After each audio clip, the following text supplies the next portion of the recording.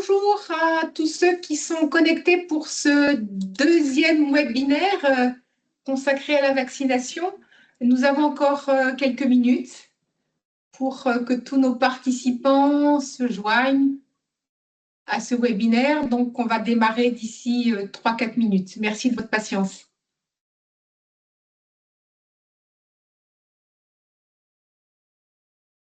Ceux qui sont connectés, est-ce que simplement dans le chat, vous pouvez nous dire si vous nous entendez bien ?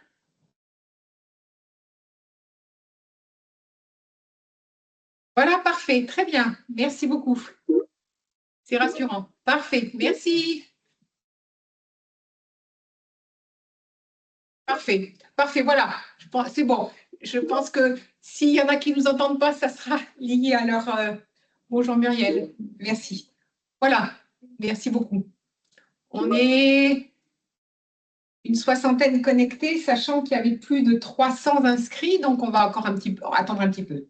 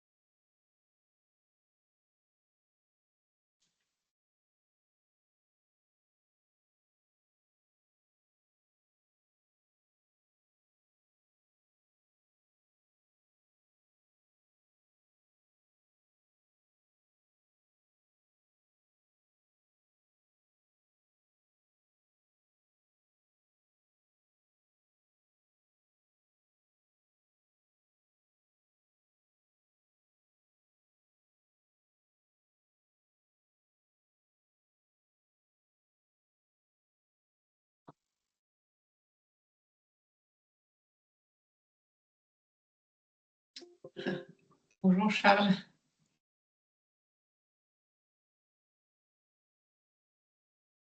Bonjour. Bonjour Elisabeth. Nous allons démarrer dans 2-3 minutes.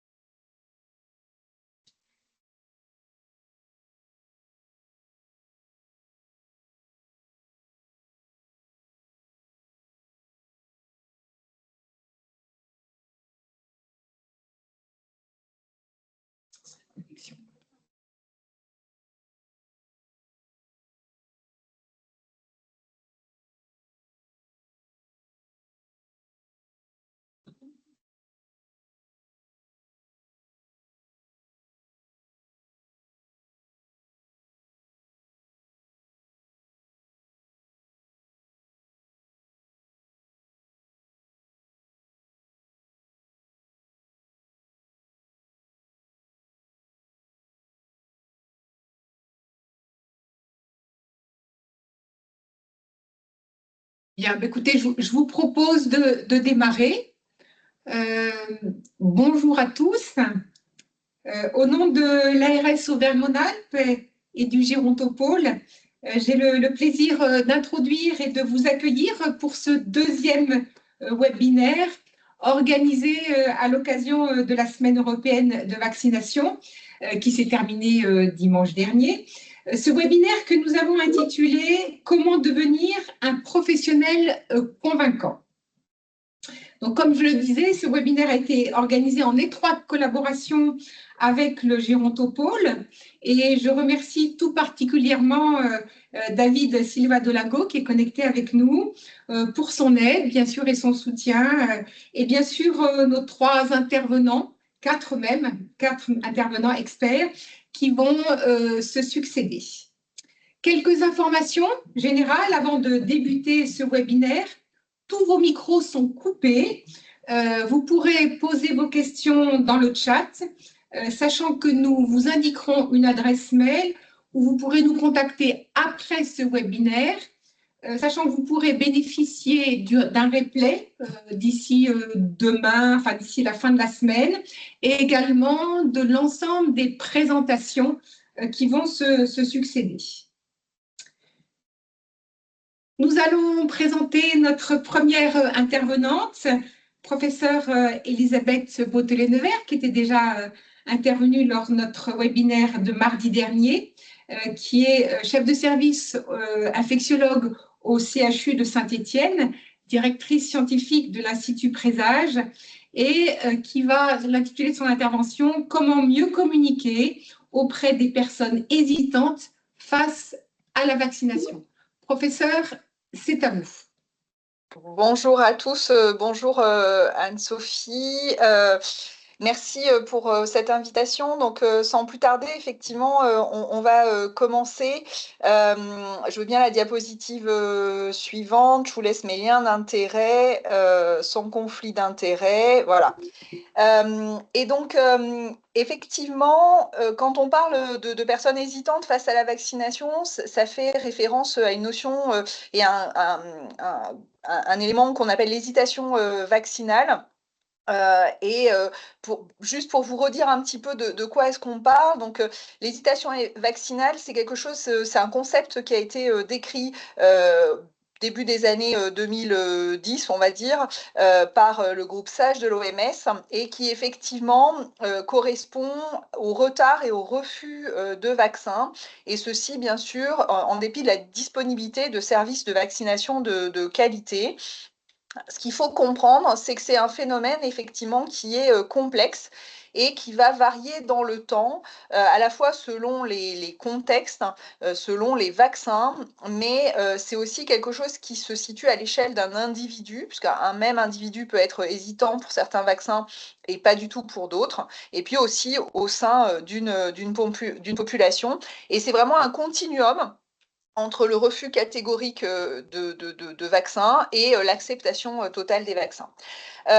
Pour appréhender un petit peu les comportements des individus justement en termes de vaccination, il y a plusieurs modèles qui ont été construits au fil du temps, notamment des modèles, il y en a plusieurs types, hein, mais notamment des modèles qui sont basés sur un certain nombre de C. Donc le modèle original développé et décrit par l'OMS comprenait 3 C, puis ensuite il y a eu le 5C, et puis maintenant le 7C, on peut aller jusqu'au 9C. Et donc en pratique, finalement, ça va reposer sur différents éléments de contexte qui vont faire qu'un individu, justement, va être ou pas hésitant face à la vaccination. Alors, parmi ces C, je ne vais pas tous les décrire ici. Vous voyez que notamment la confiance, la complaisance et la contrainte sont ceux qui ont été décrits initialement par l'OMS. Et puis, par la suite, des éléments complémentaires sont venus compléter et donner des éléments d'explication au comportement. Diapositive suivante. Ce qui fait que finalement, à l'échelle d'un individu, la décision de se faire vacciner ou de ne pas se faire vacciner, elle va prendre en compte ces éléments, et en fonction qu'on a confiance dans la sécurité, l'efficacité des vaccins, ou au contraire qu'on n'a pas confiance dans ces éléments-là, eh ben on va ou pas se faire vacciner. La notion de complaisance, hein, qui est vraiment la perception du risque, soit de la maladie, soit au contraire des effets secondaires du vaccin, va faire qu'on va aussi, là aussi, basculer d'un côté ou de l'autre. La notion de contrainte, hein, si c'est le parcours du combattant pour se faire vacciner ou pas, si c'est au contraire facilité, ben, ça va contribuer à ça.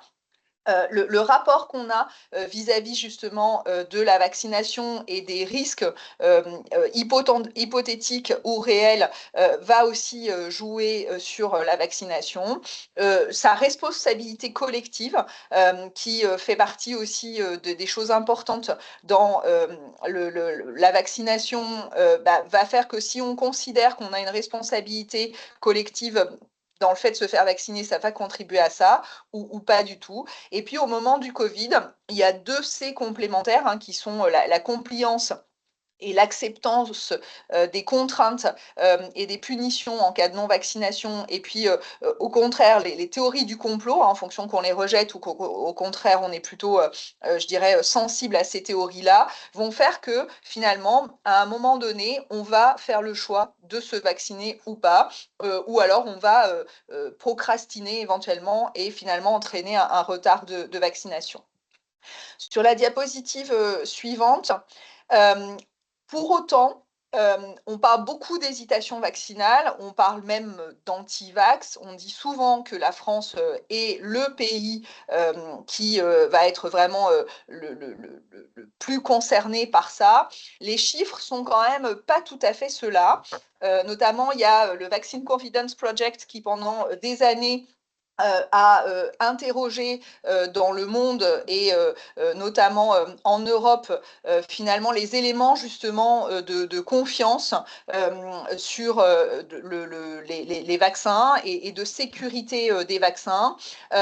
Et en fait, on peut voir que globalement, environ 80% de l'échantillon français interrogé, notamment jusqu'en 2022, considéraient que les vaccins étaient importants, étaient sûrs, étaient efficaces et étaient compatibles avec les croyances. De façon plus récente, hein, puisqu'il y a beaucoup d'enquêtes, hein, le CNOM, hein, le Conseil national de l'ordre des médecins, a aussi fait une enquête qui montre que finalement, il peut y avoir un certain nombre de personnes qui vont être défavorables à certaines vaccinations, hein, de l'ordre globalement d'un peu plus de 30%, mais c'est très variable en fonction des vaccins, et notamment c'est essentiellement la vaccination Covid aujourd'hui qui est celle qui va pouvoir éventuellement être associée à un aspect finalement un peu plus d'hésitation et de personnes défavorables à cette vaccination. Pour autant, par exemple, la grippe, on voit que ça a bien diminué, l'hépatite B aussi, et globalement, finalement, il y a moins de 5% des gens qui sont défavorables à tous les vaccins.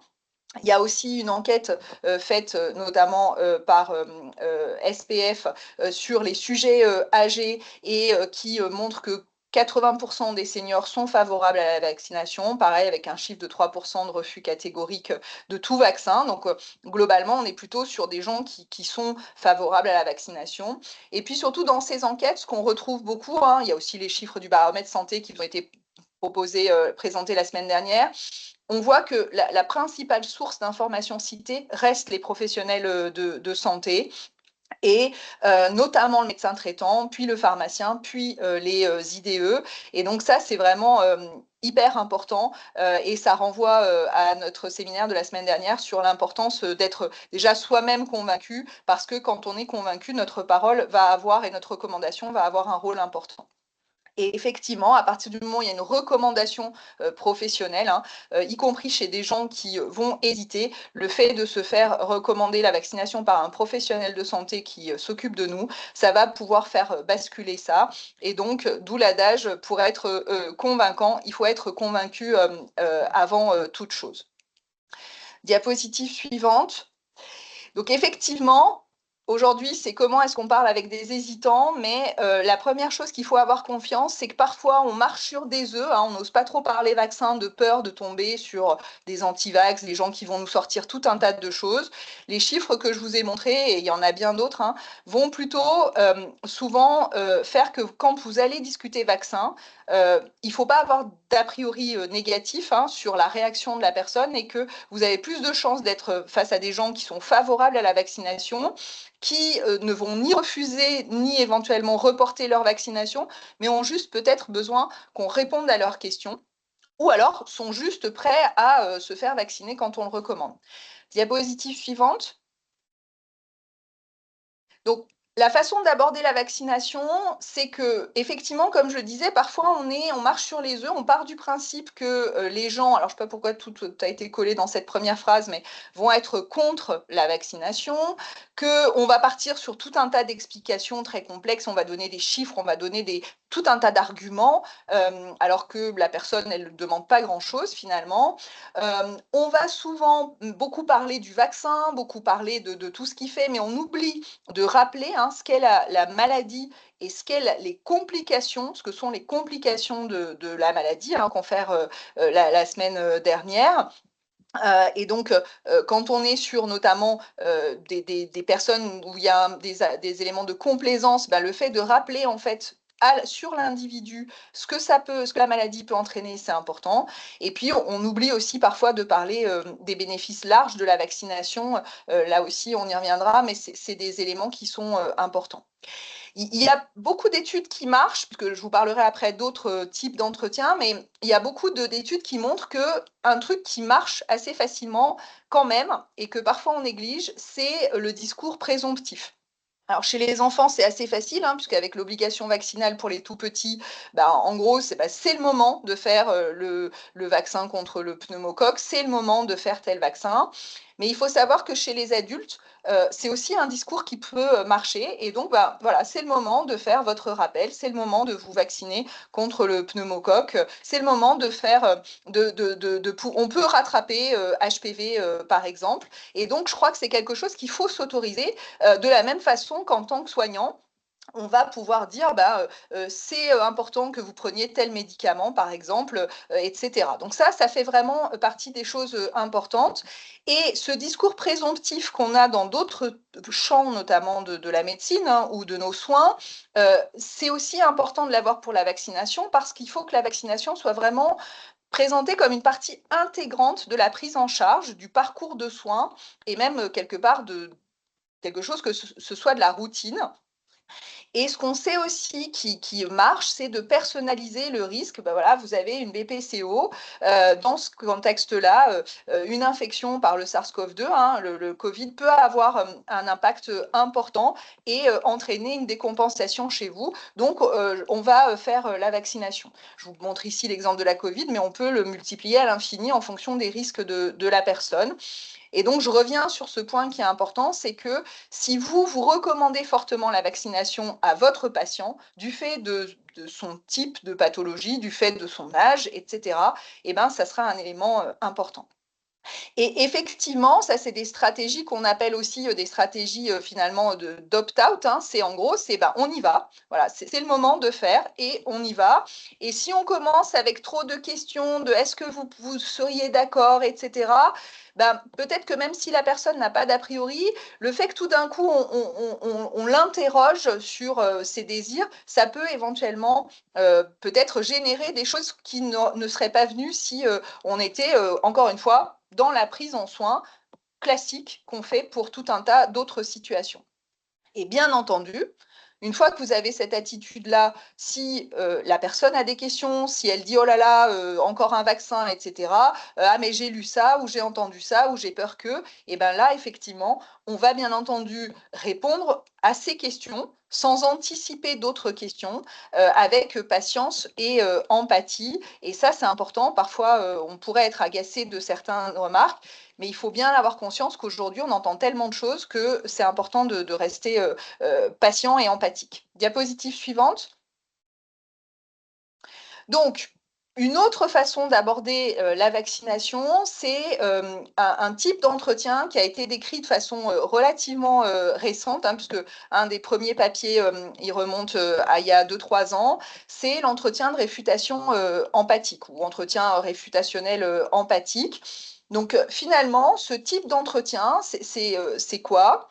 C'est effectivement, on va finalement commencer à parler vaccin et on va entendre un petit peu comment la personne se positionne quand elle a des questions par rapport à ces vaccins.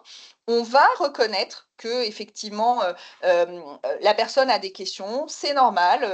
Voilà, encore une fois, on comprend qu'il puisse y avoir des interrogations autour des vaccins. À partir du moment où elle va éventuellement nous opposer un certain nombre de choses qui sont finalement des mythes, hein, qui sont des fausses croyances autour de la vaccination, et ben on va les corriger. D'accord. Et puis, on va redonner des faits sur ce qu'est vraiment le vaccin, quel est son impact, etc. Et donc, il y a une espèce de méthode un petit peu dite sandwich dans ce type d'entretien, c'est-à-dire que effectivement, la personne nous fait part de certains éléments et donc on va effectivement pouvoir, je dirais, énoncer tout simplement la vérité, hein. Par exemple, dans cet exemple, bah, les vaccins contre les pneumocoques sont efficaces et sont sûrs. On va pouvoir être dans cette espèce de transition empathique et reconnaître l'émotion, l'inquiétude des gens, hein. Certaines personnes peuvent être inquiètes de certains effets secondaires sérieux, mais on revient sur les faits, mais en fait, la réactogénicité, hein, les effets secondaires de la vaccination antipneumococcique, ils sont connus et la plupart sont bénins. Et on revient sur le fait qui est que pour autant, la maladie, hein, elle est quelque part très sévère et donc effectivement, la vaccination va pouvoir éviter finalement des complications sévères de la maladie. Et puis, de toute façon, bien entendu, on est à l'écoute aussi et on surveille certains événements qui pourraient survenir après la vaccination, mais pour lesquels les données sont très rassurantes. Et donc ça, c'est finalement agir sur des comportements et certains biais psychologiques qui vont pouvoir fixer finalement justement sur les faits et quelque part pouvoir rassurer. Un autre diapositive suivante, un autre type d'entretien face aux personnes qui hésitent ou qui refusent, c'est l'entretien motivationnel. Alors ça, c'est des choses que vous connaissez sans doute plus, hein, qui sont apprises en médecine et dans le soin depuis longtemps. Donc on va se céder de questions ouvertes, on va avoir une écoute réflexive, et puis réflexive, pardon. Et puis effectivement, là, l'idée, c'est vraiment de voir quelles sont les vues du patient, quelles sont ses craintes, de pouvoir effectivement les faire travailler un petit peu sur ce qui les motive, ce qui leur importe. On est moins dans une idée de réfuter, mais on va pouvoir donner quand même un certain nombre d'informations sur ces craintes-là.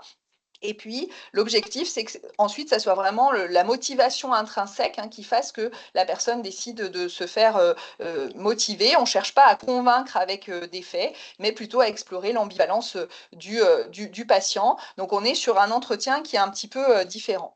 Diapositive suivante. Ça, c'est notamment des travaux d'Arnaud Gagneur au Canada, qui a beaucoup travaillé sur l'entretien motivationnel dans la vaccination. Et dans cette espèce d'algorithme, hein, vous voyez bien qu'à un moment donné, bah, si la personne n'est pas prête à changer de discours et surtout que vous n'avez pas le temps, et ben, bah, du coup, il faut revoir le patient. Et si jamais vous avez le temps, vous continuez sur cet entretien motivationnel. Si par contre ça marche, entre guillemets, dès le début, bah, vous planifiez bien sûr la vaccination. Diapositive suivante. Donc, dans cette tableau, hein, je vous ai fait un petit peu le distinguo entre l'entretien motivationnel et l'entretien de réfutation empathique, hein. On n'est pas du tout dans la même posture, hein, plutôt dans un expert bienveillant dans l'entretien de réfutation empathique, plutôt vers quelqu'un qui essaye de guider la personne dans l'entretien motivationnel. Les cibles ne sont pas les mêmes, hein, et notamment l'entretien de réfutation empathique, il est surtout là pour des gens qui ont eu accès à des informations qui sont de fausses informations, et donc plutôt de la désinformation, et donc sur lequel on va pouvoir agir en réfutant ces faits. Le rapport aux faits, il est effectivement central pour l'entretien de réfutation empathique. On n'est pas dans ça s'appelle un entretien, mais finalement, on est plutôt dans une déconstruction, hein, du schéma de pensée. Et puis, ça se propose notamment à des personnes qui ont été exposées à des fake news. Et donc, c'est notamment sur un des éléments du 7C, sur la théorie des complots, sur lequel on va pouvoir agir. Et il y a un projet européen sur la diapositive précédente, une des diapositives précédentes. Bouge pas, David, vous aurez le lien, hein, c'est le Shitsuvax projet, où ils ont beaucoup travaillé là-dessus, sur ce type d'entretien. Diapositive suivante, rapidement. L'un des autres éléments, c'est d'adapter notre discours au profil du patient. Ça, j'en ai déjà un petit peu parlé la semaine dernière, hein, mais notamment, c'est de pouvoir discuter sur finalement un petit peu quelles sont les craintes des patients et puis aller les informer sur justement le fait que les vaccins vont pouvoir agir non seulement sur la prévention de l'infection, mais sur la prévention d'un certain nombre d'éléments et donc la perte d'autonomie. Et donc, ça aussi, je ne reviens pas là-dessus, mais c'est vraiment agir sur et informer les gens, bien sûr avec des données basées sur les faits, sur ce que les vaccins apportent et pas se focaliser sur la prévention de l'infection parce que, diapositive suivante, il est important d'avoir effectivement un discours, bien entendu, de vérité, hein. Quand on parle d'efficacité d'un vaccin, il n'y a aucun vaccin qui n'est efficace à 100%, sur d'ailleurs aucun outcome. Mais par exemple, il ne faut pas dire vaccinez-vous contre la grippe, vous ne ferez pas la grippe. On sait tous que c'est faux. Par contre, il faut expliquer quelle est l'efficacité du vaccin, sur quel type d'événement, hein, la réduction des hospitalisations, la réduction des formes graves, l'impact sur les événements cardiovasculaires et donc la réduction du risque, c'est pas de risque et parfois on simplifie un peu les choses. Il est très important d'être aussi très vrai sur la sécurité, hein. Encore une fois, on a des vaccins qui sont extrêmement sûrs. Pour autant, ils peuvent être associés à un certain nombre d'événements de type réactogénicité. Par exemple, chez les vaccins du sujet âgé, on sait qu'un vaccin contre le pneumocoque, un vaccin contre le zona va être associé à un certain nombre d'effets secondaires bien connus, mais réels. Et il faut le dire, il ne faut pas dire il n'y a pas d'effets secondaires, c'est faux. Bien entendu, parfois, les gens ont à l'esprit des effets secondaires qui sont des mythes. Et là, il faut justement pouvoir les expliquer et revenir aux faits. Et puis, là aussi, mettre en perspective hein, ce que sont les effets indésirables, entre guillemets, de la maladie.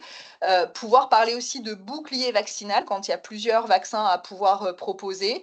Et puis, c'est finalement venir agir, hein, je ne rentre pas dans le détail, mais sur les différents éléments qui composent justement ces modèles de comportement autour de l'hésitation vaccinale.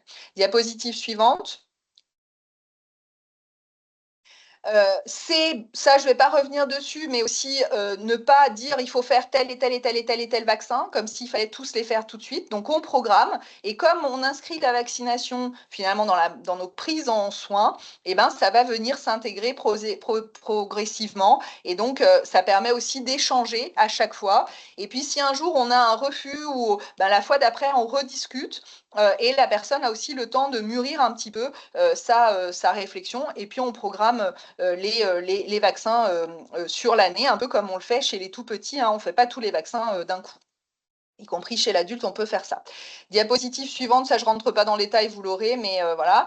Et puis, surtout, il faut se servir de toute occasion pour parler vaccin ou pour vacciner, hein, un certificat médical, une consultation pour une maladie aiguë, y compris fébrile, notamment pour pouvoir faire du rattrapage hein, chez les jeunes adultes, chez les adolescents, chez les sujets plus âgés également. Et donc, ça diminue les contraintes et ça joue aussi sur un des éléments du 7C, ce d'autant qu'aujourd'hui, on peut vacciner en pharmacie. On va pouvoir avoir accès de plus en plus dans les cabinets libéraux aux vaccins, dans les établissements hospitaliers, en tout cas, je le souhaite de plus en plus. Donc ça aussi, c'est vraiment lutter contre les occasions manquées de vaccination et puis c'est par les vaccins quasiment à chaque rencontre. On peut aussi, bien entendu, co-administrer des vaccins pour agir sur cet élément de contrainte qui parfois peut faire que les gens ne se font pas vacciner. Diapositive suivante.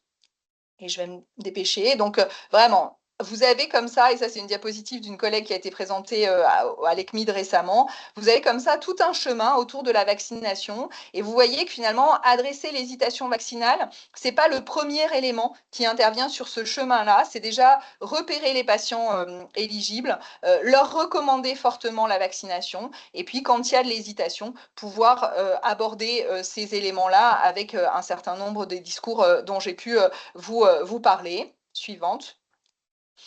Et donc, pour faire simple, pensez vaccin, soyez convaincus de l'intérêt des vaccins, parlez vaccin à chaque occasion, et puis ayez un discours présomptif et quand ça ne suffit pas, quand il y a des questions, quand il y a éventuellement, on va dire un petit peu des tensions, dans ces cas-là, basculez en fonction du type, soit plutôt sur un discours de réfutation empathique, soit surtout plutôt sur un entretien motivationnel. Et globalement, il ne faut pas se considérer que c'est un échec quand on n'y arrive pas tout de suite. C'est un peu comme l'arrêt du tabac, c'est un peu comme tout un tas de choses en prévention. Parfois, il faut des temps longs pour que les comportements changent. Je vous remercie.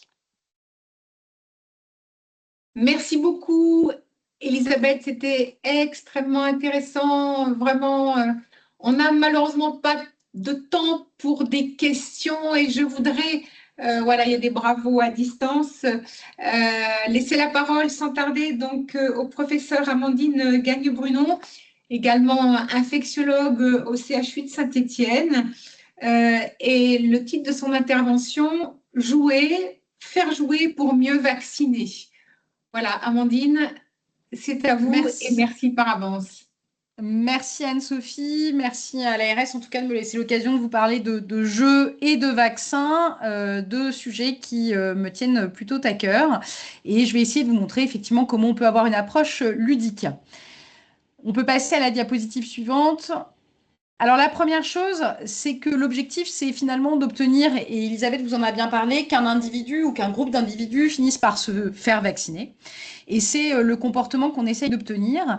Et pour essayer de construire des outils, on peut se baser sur des modèles de changement de comportement en santé et l'Organisation mondiale de la santé, notamment en Europe, dans ce qu'on appelle le Tailoring Immunization Programme, utilise un modèle de changement de comportement qui est le modèle assez simple, le COMBI, qui est de donner la capacité, donc notamment les connaissances et les habiletés physiques à un individu d'aller se faire vacciner, de créer des opportunités et également de créer de la motivation. Et on va voir finalement comment les jeux peuvent accroître la capacité et notamment les connaissances, mais également notamment motiver et donner ce dernier petit coup de pouce pour aller se faire vacciner.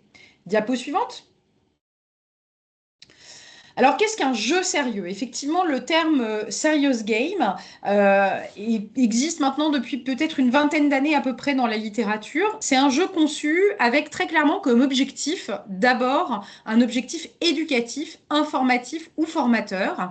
Et donc, on va passer au-delà d'un simple divertissement.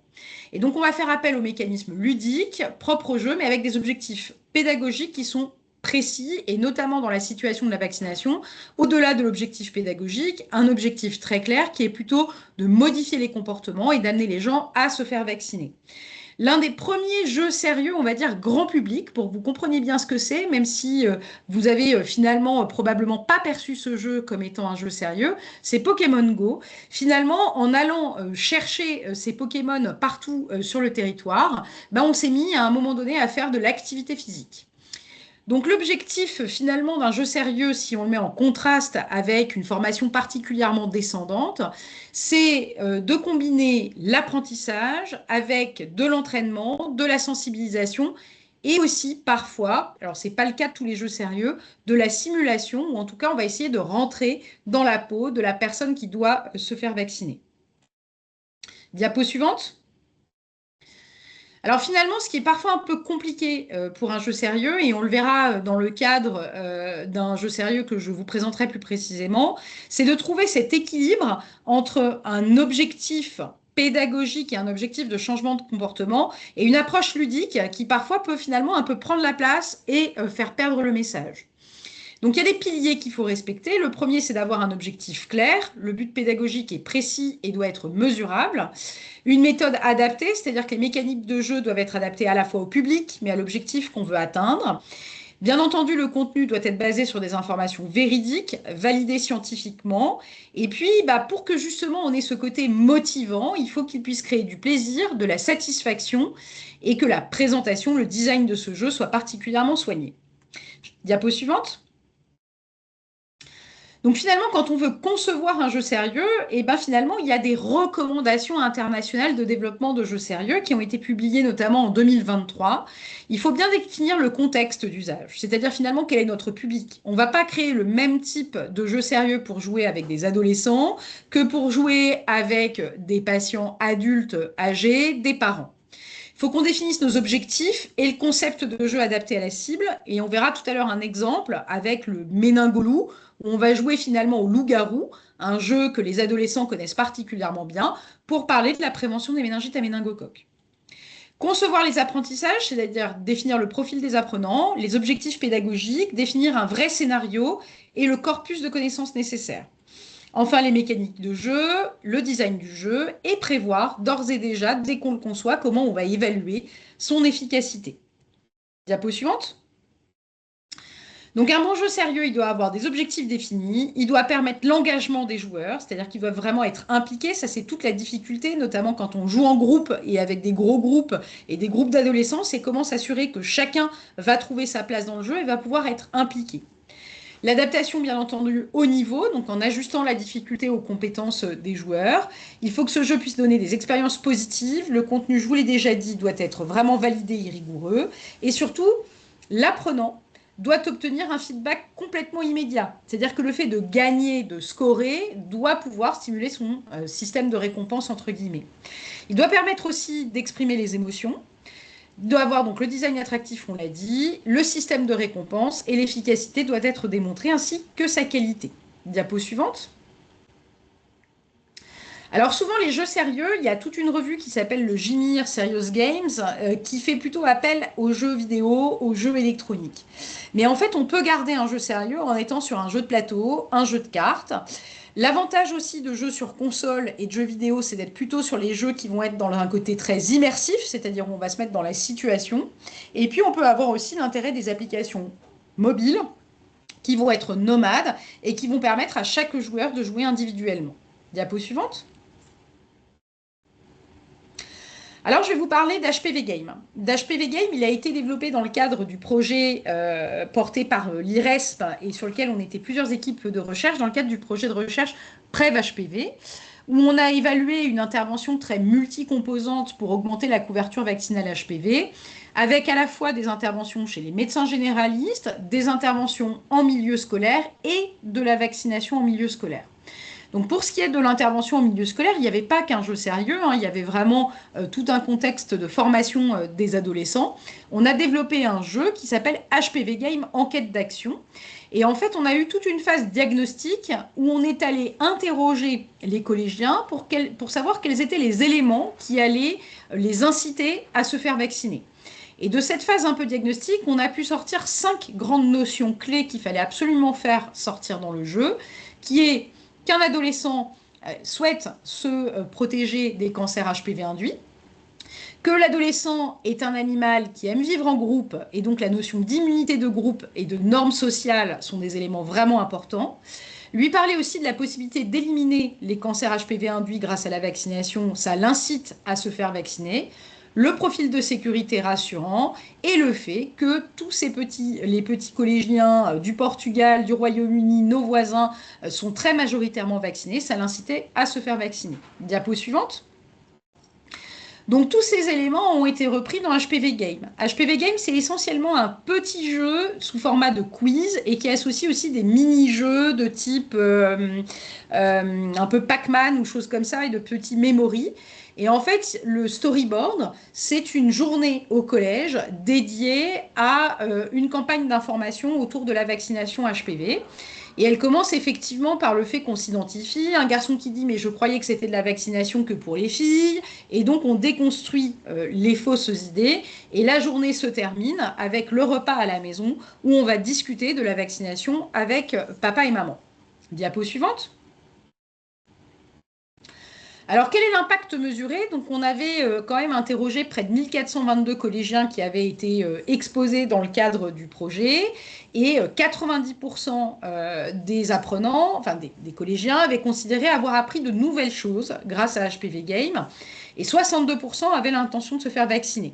Alors, c'est toujours un petit peu difficile chez les ados quand on leur pose la question parce que beaucoup n'osent pas cocher qu'ils vont se faire vacciner parce qu'ils sont encore sur la notion de consentement de leurs parents et d'autorisation parentale. Ils disent bah, « je vais en parler, mais je ne suis pas sûre de me faire vacciner parce que je ne sais pas quelle est la décision de mes parents ». En tout cas, ils ont globalement trouvé que le jeu était utile, adapté à leur public et qu'il avait apporté réellement des nouvelles connaissances. Et ce qui est ressorti chez les enseignants qui ont dû utiliser ce jeu lors des séances de promotion de la santé, c'est notamment par contre la nécessité d'utiliser le Wi-Fi du collège pour pouvoir se connecter. Quand le réseau n'était pas bon, malheureusement, le jeu répondait un peu moins bien. Donc voilà pourquoi c'est aussi important d'évaluer les choses en vie réelle. Diapo suivante.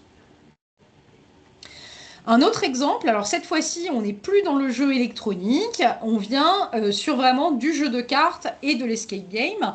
C'est Game Over Meningo qu'on a développé donc au CHU de Saint-Étienne maintenant depuis 3 ans et qu'on a encore expérimenté la semaine dernière. Donc c'est une intervention qui est multimodale puisqu'il y a un jeu de cartes qui est le loup-garou sur les modalités du loup-garou de tierce lieu avec des collégiens, des gens qui ont le vaccin, qui ont la possibilité de protéger les autres, et puis les méningocoques et aussi l'immunité de groupe qui permet de protéger les voisins des gens qui ont été désignés par le vaccin. Ensuite, un escape game et aussi un temps de sensibilisation avec des représentantes de l'association Petit Ange, qui est une association de victimes de méningite à méningocoque. Diapo suivante. Donc le public cible, c'est essentiellement des collégiens et des lycéens, c'est-à-dire adolescents et jeunes adultes, et l'objectif était vraiment de renforcer les connaissances sur la vaccination. Et donc, ces outils, j'ai vu que la question avait été posée dans le chat, vont être... Alors, HPV Game est disponible à l'essai et ne coûte pas très très cher en trouvant... Vous googlisez hpvgame.fr. Et bientôt, très prochainement, les dispositifs de l'escape game et du jeu de cartes du Meningo seront disponibles.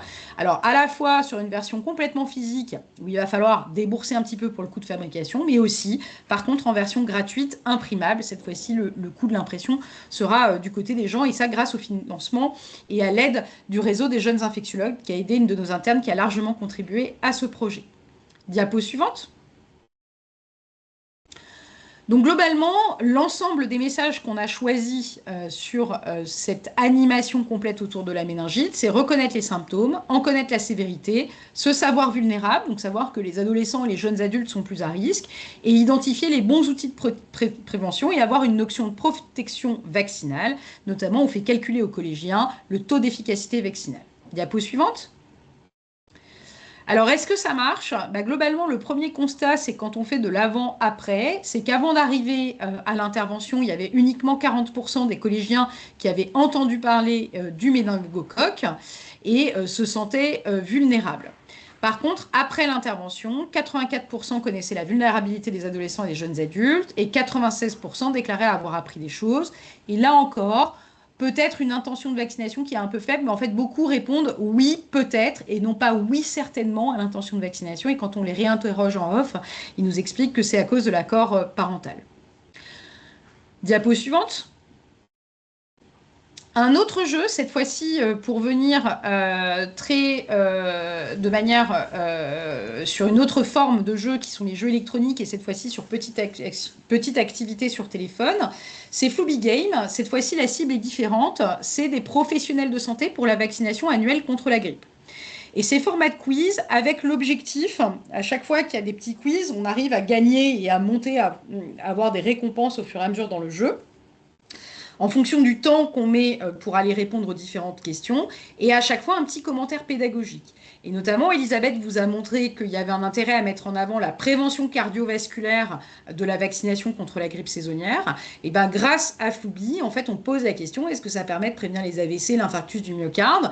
Et la personne qui répond bien a le petit commentaire pédagogique, et la personne qui répond mal a également le commentaire pédagogique qui lui explique que c'est un outil de prévention. C'est facile, c'est peu coûteux, ça prend peu de temps. Jouer à une partie de Flooby, ça prend 2 minutes 30 et ça permet de véhiculer. Et chaque année, très facilement, on peut mettre à jour les données qui sont dans les petits quiz. Question suivante, diapo suivante. Donc, est-ce que ça marche? Alors, ce qui est intéressant, c'est non pas d'essayer d'aller confirmer à ceux qui vont jouer, parce que souvent, on avait fait un petit challenge où il y avait des lots à gagner pour la meilleure équipe à Flooby, c'est de savoir finalement, parmi les professionnels de santé qui répondaient non au départ, qu'ils n'allaient pas se faire vacciner, est-ce qu'il y en a qui changent d'avis? Et globalement, il y en a un quart qui finalement devient, en ayant joué une seule fois, indécis, c'est-à-dire qui ne sait plus vraiment qu'il ne souhaite pas se faire vacciner. Et on en a 8 à 10% qui vont passer finalement de je ne souhaite pas me faire vacciner à oui, je vais me faire vacciner. Donc l'idée peut-être d'utiliser ce jeu sérieux qui est relativement court, c'est de l'utiliser au plus proche, en ayant cette motivation, au plus proche d'un moment où on offre l'opportunité de se faire vacciner, c'est-à-dire la vaccination, par exemple, on vaccine au self de l'hôpital. Bah, la meilleure solution, ce serait probablement d'avoir le jeu, une animation autour de ça, et la vaccination. Et comme ça, on a au moins 10% des soignants qui finalement vont passer de l'autre côté et se faire vacciner. Diapo suivante. Donc pour conclure, à mon avis et à l'avis de ce qui peut être sorti, il y a d'autres publications autour des jeux sérieux et de la vaccination, un peu moins que dans d'autres champs, notamment en santé sexuelle, il y a beaucoup plus de publications autour des jeux sérieux. C'est une approche innovante, prometteuse, qui permet d'augmenter les couvertures vaccinales, mais au moins pas systématiquement les couvertures vaccinales, mais au moins les connaissances qui de toute façon sont un prérequis à accepter de se faire vacciner. Et ça peut être utilisé en fonction du public. Le tout, c'est vraiment d'adapter l'outil. Il y a de plus en plus de facultés qui ont des laboratoires de ludopédagogie, par exemple, dans la partie enseignement, mais nous, on peut les utiliser dans ces stratégies de prévention. Et il y a également des sociétés qui travaillent beaucoup sur le développement des jeux sérieux et qui proposent des solutions très intéressantes, mais parfois quand même un petit peu coûteuses. Et diapo suivante, je crois que c'était la diapo pour terminer. Je vous remercie de votre attention. Merci beaucoup, Amandine, oui, on a des grands bravos à distance, bien mérités pour cet aspect de la vaccination, qui est probablement un aspect qui était, en tout cas pour la majorité d'entre nous, plutôt méconnu, hein. Donc, un grand merci. On n'a là aussi pas encore beaucoup de temps pour répondre aux questions. On nous a demandé si le dernier jeu était accessible au-dessus dans le webinaire, le Ménagoulou. Comment on peut procurer le Ménagoulou Alors, le Méningoulou, ça va être dans les semaines à venir. Ouais. Il va y avoir un site internet sur lequel il y aura donc le matériel à la fois pour l'escape game et pour le Méningoulou, ainsi que des vidéos qu'on aura tournées et qu'on a tournées notamment avec l'association Petit Ange pour que les acteurs de terrain puissent avoir aussi accès à ce temps de témoignage qui est un temps très important. Là, nous, on l'a refait la semaine dernière à Saint-Étienne et on voit bien que c'est l'intervention complète qui va jouer. Il y a le moment ludique du ressort de jeu et derrière le témoignage de ces mamans qui ont perdu un enfant de méningite à méningocoque, bah, ça fonctionne bien. Donc, pour permettre au plus grand nombre, voilà, on a enregistré ces témoignages-là qui seront prochainement disponibles. Je ne peux pas encore vous donner l'adresse du site internet et tout ça, mais ça ne devrait plus trop tarder. Floubi est-il gratuit? Floubi n'est pas gratuit. Bon. Floubi, c'est pas un coût énorme pour les établissements de santé, puisque nous, au CHU de Saint-Étienne, ça fait plusieurs années qu'on l'a et on travaille avec Focus Games. Amandine vous a montré le petit logo. Donc, vous pouvez regarder sur Focus Games, vous pouvez le trouver, mais c'est pas un coût qui est majeur. Merci. Dernière question dans le chat. Que conseillez-vous pour des professionnels de santé en refus, hésitation vaccinale? Alors, je crois qu'il faut faire le distinguo, me semble-t-il, entre l'antivax, les antivax et les hésitants à la vaccination. Peut-être une réponse très brève pour l'une ou de l'une ou l'autre, Amandine, Elisabeth. Pour un professionnel de santé, je pense qu'il faut vraiment pouvoir essayer d'échanger, parce que pour les professionnels de santé, il y a des éléments aussi parfois on va dire, de positionnement contre les directions. Donc, il faut essayer de savoir qu'est-ce qu'il y a derrière ce refus. Hein, c'est plus de l'entretien motivationnel, sauf si la personne vous donne des éléments de mythe, encore une fois, ou de fake news. Donc, c'est probablement quelque chose qui prend un petit peu plus de temps. Après, ce qu'on voit et nous, ce qu'on essaye de faire, même si nos taux de couverture vaccinale sont encore bien trop bas, c'est vraiment d'agir sur différents éléments, la facilitation, les actions comme Floubi qui vont, comme l'Amandine vous l'a montré, qui vont pouvoir effectivement engager la réflexion, répondre aux questions, faire intervenir des pairs, parce qu'on sait bien aussi que, notamment parmi les paramédicaux, il y a encore plus d'hésitation vaccinale. Donc voilà, il y a sans doute un ensemble de choses qui peut faire que éventuellement les gens puissent changer de comportement. Merci pour cette précision, Elisabeth. Pour notre troisième et dernière intervention, j'ai le plaisir d'accueillir le docteur Olivier Rosaire et le docteur Daniel Jean Rigaud, respectivement président de l'URPS pharmacien et référent vaccination pour l'URPS pharmacien Aura. Et ils nous font la primeur de leur premier bilan concernant une expérimentation PharmaVax Aura. Je vous laisse la parole, Olivier et Daniel Jean, et merci beaucoup par avance pour votre disponibilité. Oui, bonjour à tous, bonjour Anne-Sophie, j'espère que vous m'entendez bien. Parfaitement. Bon, c'est pour ça que je ne mets pas ma caméra, parce que je n'ai pas une super connexion. Alors, merci de nous permettre de participer à cet événement lors de la Semaine européenne de la vaccination. Oui, c'est une petite primeur, puisqu'on présentera officiellement les résultats donc le 20 mai à Lyon. Mais on avait envie de vous présenter aujourd'hui ce qu'on a fait pendant 1 an et demi à l'URPS, qui était la mise en place d'un entretien de vaccination qui mélange plusieurs sujets autour de la vaccination, entre l'entretien motivationnel et la bonne recommandation de vaccination. Daniel? Ouais, bonjour à tous. Merci Anne-Sophie, encore une fois, de nous laisser la parole. On voulait faire quand même un petit focus avant de commencer pour parler de quelques chiffres sur qu'est-ce qu'aujourd'hui la vaccination par le pharmacien. Donc, diapo suivante. Donc aujourd'hui, la vaccination par le pharmacien qui a débuté hors grippé Covid en août 2023 avec des arrêtés qui ont ouvert à de nouveaux effecteurs que sont les sages-femmes, les infirmières et les pharmaciens.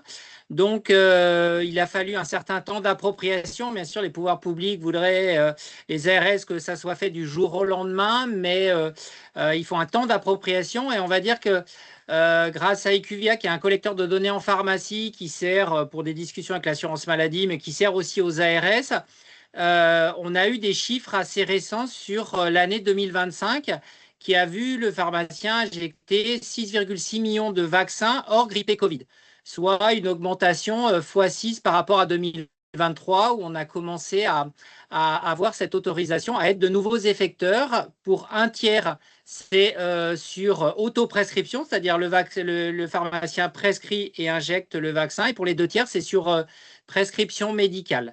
Donc, diapo suivante. Au niveau de la répartition, on est monté à 600 000 actes par mois, ce qui est quand même ce qui demande de nouvelles organisations, ce qui demande voilà, des nouveaux locaux, ce qui demande aussi beaucoup de formation, puisque la formation initiale pour prétendre à la prescription vaccinale plus l'injection, c'est largement plus que 20 heures, hein, c'est plutôt 20 ou 25 heures, ça donne vraiment des connaissances de base. Il n'en demeure pas moins que voilà, les pharmaciens, dans leur immense majorité, puisque 95% des pharmacies facturent un code RVA à l'assurance maladie, hein, ça peut être que sur prescription médicale, mais ça peut être aussi sur autoprescription. Le gros vaccin, ça reste le DTCP, hein, puisqu'on commence la vaccination à partir de 11 ans, hein, qui est le rappel de l'adolescence. Et pour le reste, par contre, suivent notamment le Zona, et le Zona qui est devenu la vaccination du pharmacien, puisque il faut à peu près 6 minutes pour reconstituer un vaccin Zona, et qu'au jour d'aujourd'hui, désertification médicale oblige, il y a très peu de médecins généralistes qui ont ce temps-là, et donc ils ont complètement délégué cette tâche aux pharmaciens d'officine. À côté de ça, et je pense que l'année prochaine, il y aura d'autres déclinaisons, il y a le vaccin pneumo. Le vaccin pneumo pour lequel on a une autorisation pour tous les plus de 65 ans, enfin un remboursement depuis septembre 2025, on voit qu'il est en constante augmentation. Et je retiens ce qu'a dit le professeur Botello-Nevers. Pour l'instant, on n'est pas à VPC 20 ou VPC 21, on est plutôt à VPC 0, pardon, qui était une très bonne expression. Et là, on a aussi un rôle à jouer pour le placer au moment de la grippe et du Covid. Donc voilà, le Zona, par contre, une vaccination qui coûte quand même très cher, qui va faire fortement augmenter le budget de la sécurité sociale au niveau de la vaccination. Et demain, on espère progresser aussi sur le HPV, mais ça, on le fait déjà, on va l'expliquer, et surtout sur les infections invasives à méningocoque, où là, vraiment, on a un rôle à jouer pour ACWY et j'ai envie de dire encore plus pour le B puisque c'est une vaccination du lycéen et notamment les garçons sont difficilement captables entre parenthèses. Donc diapo suivante. On peut voir sur cette courbe que les pharmaciens, mais j'ai envie de dire la population française, a rendez-vous avec la vaccination au mois d'octobre. La vaccination automnale grippe et Covid est un formidable moment, une rencontre pour justement parler de toutes les vaccinations.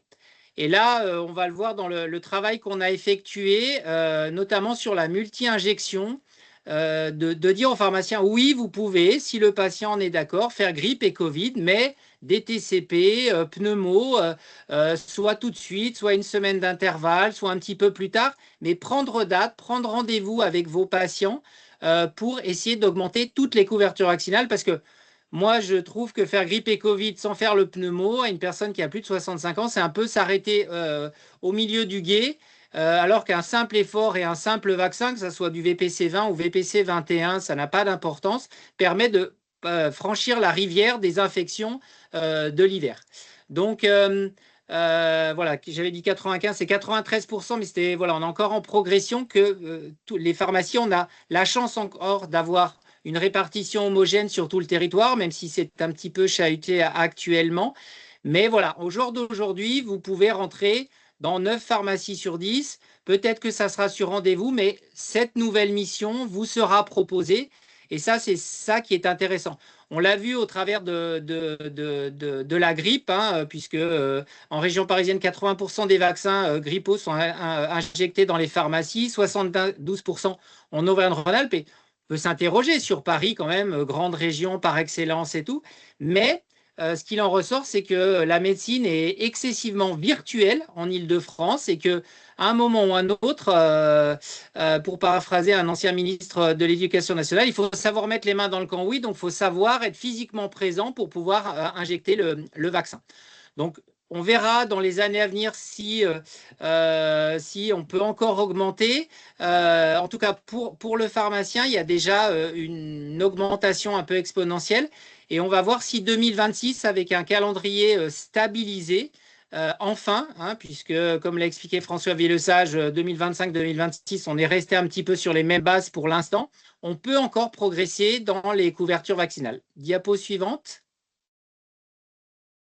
Voilà, donc nous, on avait un petit peu anticipé tout ça avec Olivier, avec nos chargés de projet, pour pouvoir essayer de faire progresser, dans le cadre d'une expérimentation, la prescription vaccinale pour augmenter les couvertures, mais aussi augmenter la part de l'autoprescription par le pharmacien.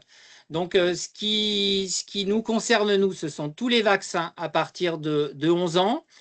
La traçabilité, elle est quasiment automatisée dans le DMP, mais j'en reparlerai à la fin, ce n'est pas encore suffisant pour pouvoir bien collaborer. On a acquis la confiance auprès de nos patients pendant la grippe, mais aussi pendant le Covid. On a la chance, comme l'a décrit le professeur Botello-Nevers, d'avoir l'accessibilité immédiate au vaccin. Si on arrive à décider les gens, s'ils acceptent de se faire vacciner, ben on saisit le vaccin dans notre frigo et on les vaccine immédiatement. La campagne HPV, j'ai envie de dire, c'est le grand paradoxe français. Autant statistiquement, on ne va pas se mentir, la vaccination dans les collèges, 3, 4, 5%, ce n'est pas statistiquement significatif.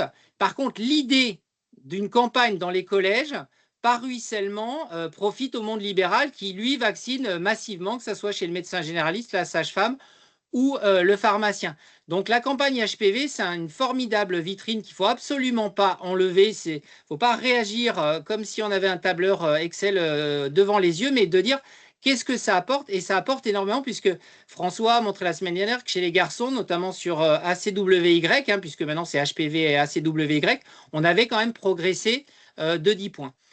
Le retard à combler, ça va être l'affaire de tous. C'est-à-dire que ça ne va pas être seulement le pharmacien qui va sauver la patrie. On ne va pas se mentir. Ça sera un ensemble, c'est-à-dire tous les canaux sont à exploiter. Et moi, je milite dans ma CPTS pour le domicile. Donc, autant le pharmacien va faire la masse, autant, par exemple, l'infirmière a un rôle énorme à jouer mais avec un peu de retard par rapport aux pharmaciens, notamment pour les domiciles qui sont pour moi sous-vaccinés. Là, il y a un travail énorme à faire. Ça, c'est un travail qui doit être dévolu au CPTS pour faire un aller vers qui marche. Ça, c'est vraiment très, très important. Et on a acquis avec les entretiens à l'officine la possibilité de travailler en espace de confidentialité. Donc, les gens ont déjà l'habitude d'avoir un travail en espace de confidentialité, c'est-à-dire une analyse de leur carnet de vaccination. Et c'est ce que va présenter Olivier. Donc voilà, on a gagné une certaine légitimité, comme d'autres. Maintenant, il faut qu'on continue à progresser. Et le seul chiffre qui va être intéressant, c'est la progression des couvertures vaccinales. Diapo suivante. Alors, les objectifs de l'expérimentation qu'on a mis en place, hein, qui était de réussir à faire des entretiens de vaccination avec les personnes qui venaient nous voir à l'officine, c'était sur plusieurs aspects. C'était évidemment l'objectif final, c'est d'augmenter les couvertures vaccinales, de regarder aussi si les pharmaciens qui rentraient dans l'expérimentation avaient l'expertise et les outils suffisants pour réaliser ces entretiens, et de regarder aussi ce qu'il était possible d'améliorer sur ce sujet. Et on va le voir aussi d'améliorer la traçabilité de l'historique des vaccinations.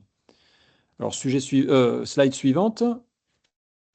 Donc voilà, on a fait ça sur un peu plus d'une année. Alors on a commencé évidemment en octobre parce que, comme l'a dit Daniel Jean, la période de vaccination grippe est un excellent moyen de recrutement de vaccination pour parler de vaccins avec les gens qui viennent nous voir.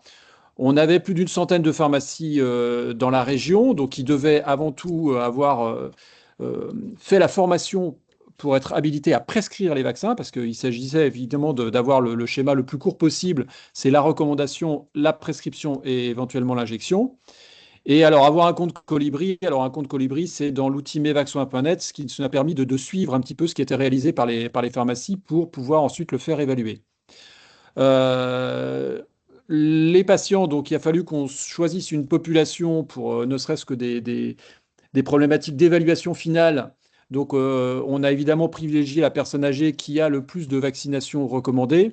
Et évidemment, on a éliminé les mineurs pour lesquels il y avait un petit peu de complications concernant le fait de pouvoir les inclure dans des entretiens par le biais des parents. Donc on est parti sur les 3/4 de personnes de plus de 50 ans et un quart en dessous de 50 ans. Slide suivante. Donc la méthodologie, donc on avait un outil numérique qui nous a permis, nous au niveau de l'URPS, de tracer ce qui a été fait. On enregistrait l'historique de vaccination des gens, donc il y avait une première étape dans laquelle on leur demandait de nous apporter tout ce qu'ils pouvaient avoir, et ça a été aussi quelque chose qu'on a pu évaluer, c'est-à-dire comment était organisée la traçabilité des vaccins.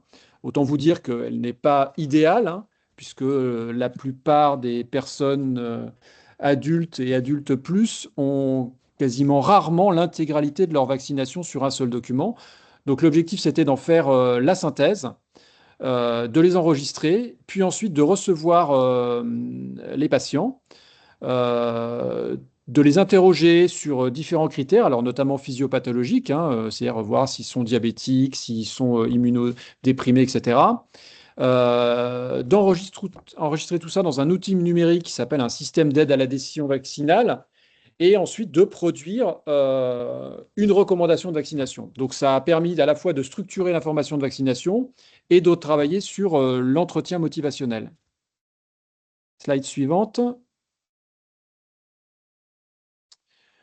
Donc, en gros, voici l'analyse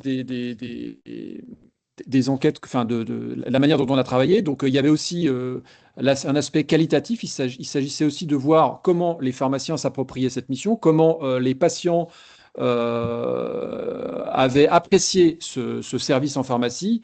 Et donc, on s'est appuyé sur un cabinet d'évaluation, le Clerma, qui a réalisé toute cette enquête, dont on vous présentera très successivement les résultats. Slide suivante. Donc évidemment, tout travail mérite son salaire, puisque en plus, dans un cadre expérimental, c'est toujours un peu plus compliqué. Il y a beaucoup de paperasserie à faire pour les pharmaciens parce qu'il faut qu'ils nous rendent compte rendu. Donc il était évidemment normal de les indemniser.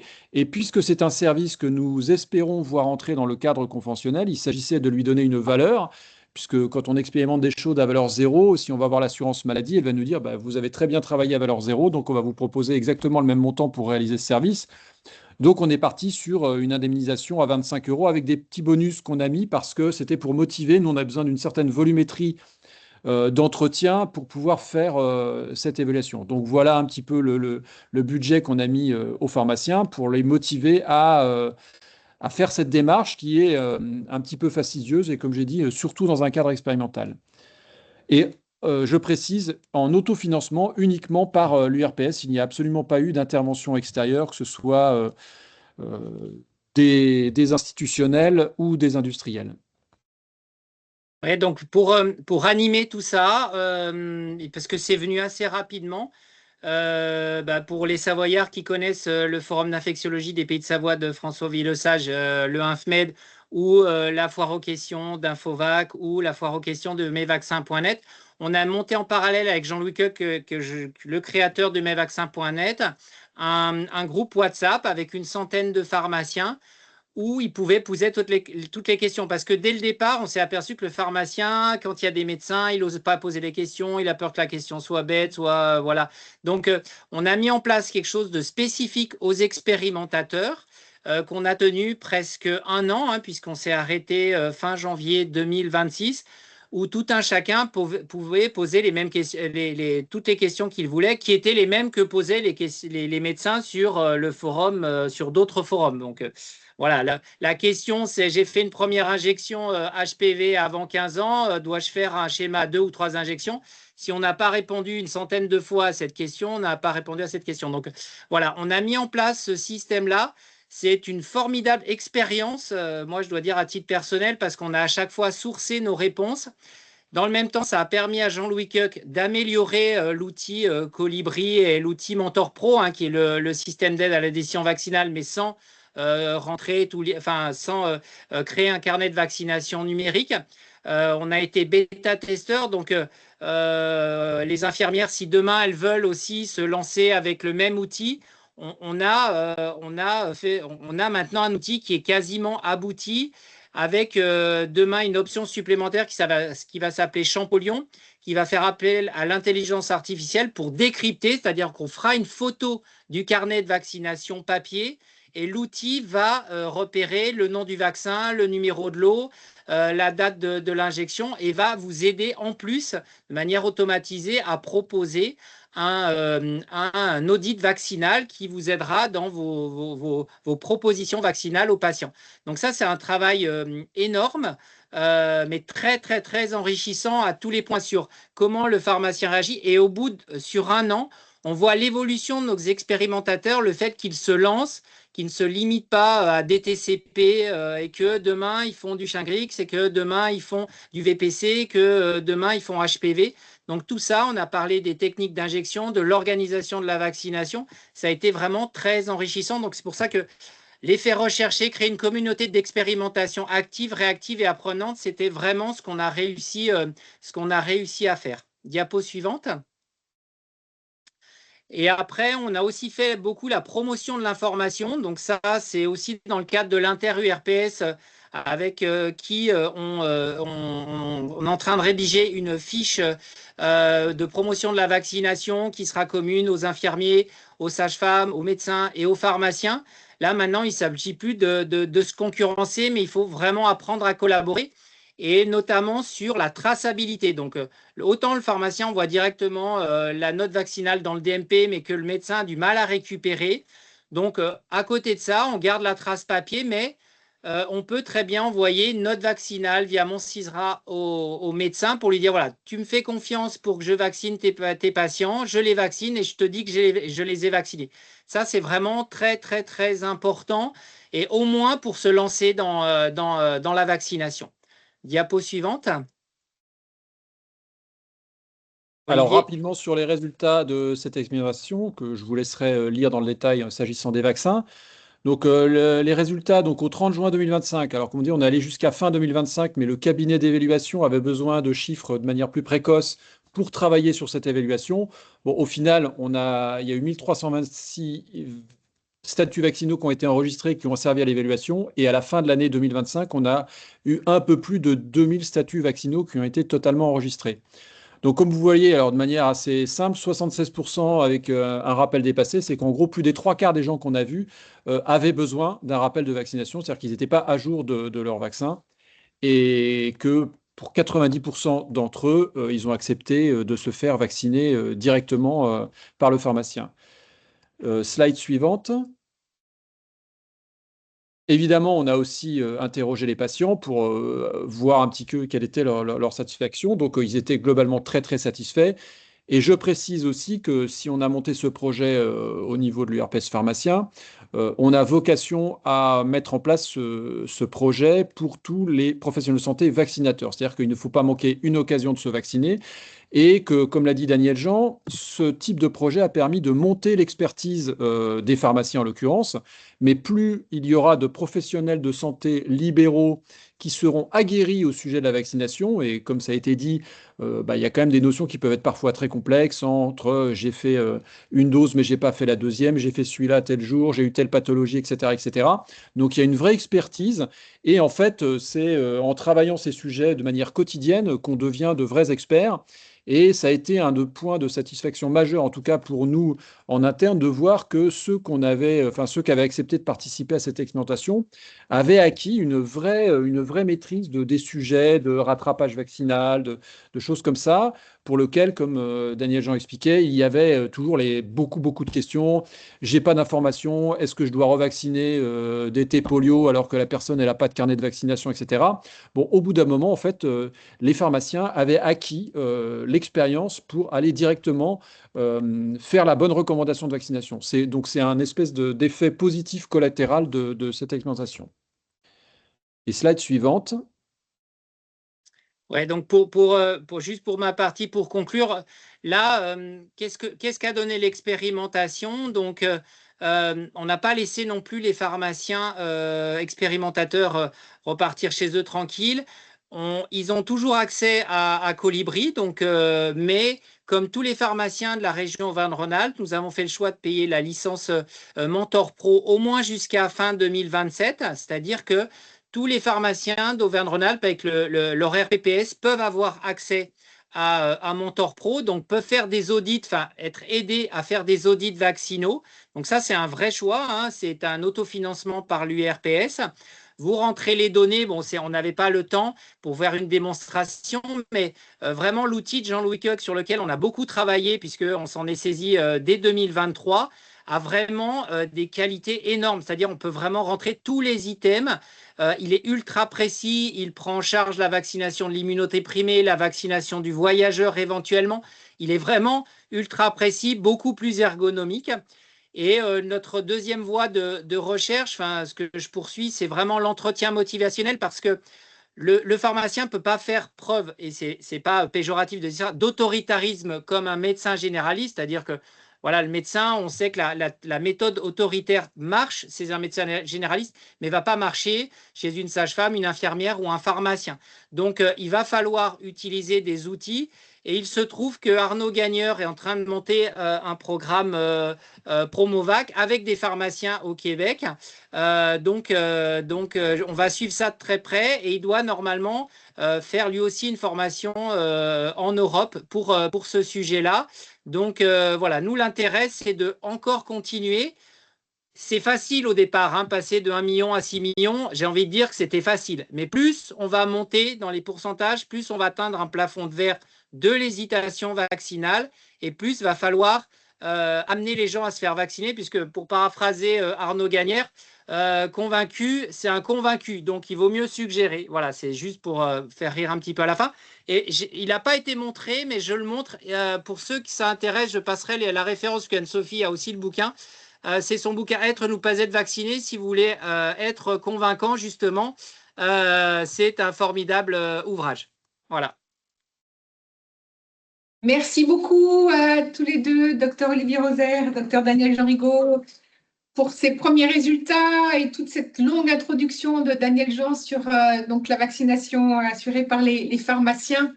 On espère que cette expérimentation va être élargie, hein, c'est bien votre perspective, votre objectif à tous les deux.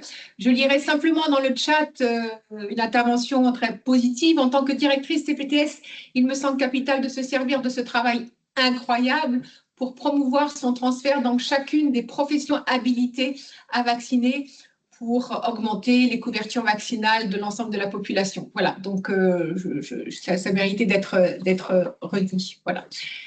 Voilà, mais écoutez, nous avons terminé ce deuxième webinaire. J'espère que ces deux webinaires consacrés à la vaccination organisés à l'occasion de la Sève ont répondu à vos attentes. Je voudrais bien sûr renouveler tous mes remerciements à nos 4 intervenants, professeur Elisabeth Botelet-Nevers, professeur Armand Gagnon-Brunon, docteur Olivier Rosaire et docteur Daniel Jean Rigaud, également David Silva Delago à distance qui nous a beaucoup aidé pour construire ce webinaire et mes collègues de l'ARS sur site ou à distance pour les aspects logistiques. Voilà, vous remercie tous pour votre participation. Nous étions plus de 230 connectés au plus haut de ce webinaire et j'espère qu'on se retrouvera prochainement pour d'autres échanges sur la vaccination et d'autres sujets de santé publique. Merci à tous. Merci à toi, docteur Anne-Sophie Renaud-Baron, pour être une actrice incontournable de la vaccination sur notre ARS et pour l'organisation et l'animation très qualitative de cette série de 2 webinaires. Merci à toi. Olivier Rosaire, Olivier, tu souhaitais une intervention, Olivier? Ah non, j'ai juste salué ton intervention à la main. Non, ah oui, je me suis trompé de bouton, excuse-moi. Merci à tous les 4, merci à tous et je vous souhaite une très bonne après-midi. Voilà. Merci, à bientôt. Bonne journée à tous. Au revoir. Au revoir. Merci, à bientôt. Au revoir.